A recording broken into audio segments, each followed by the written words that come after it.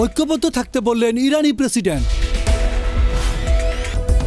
ইসরায়েলের হামলার প্রেক্ষিতে ইরানের প্রেসিডেন্ট মাসুদ পেজেশকিয়ান 16 জুন সংসদে এক দৃঢ় ভাষণের মাধ্যমে জাতিকে ঐক্যের আহ্বান জানিয়েছেন। তিনি বলেছেন, আজ যে কোনো ভিন্ন মত পার্থক্য ও সমস্যা একপাশে সরিয়ে রাখতে হবে। আমাদের এই গণহত্যামূলক অপরাধের বিরুদ্ধে ঐক্য, সংহতি ও দৃঢ়তার সঙ্গে রুখে দাঁড়াতে হবে। পেজেশকিয়ান আরও বলেন, এই আক্রমণ শুধু একটি রাষ্ট্রের উপর নয়, বরং আমাদের সার্বভৌমত্ব, আমাদের জনগণের অস্তিত্বের উপর। এখন বিভেদ নয়, দরকার জাতীয় ঐক্য।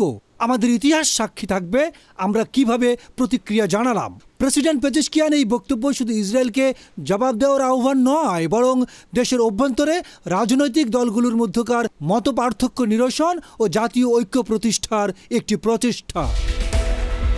আন্তর্জাতিক ডেস্ক, গণমানুষের আওয়াজ।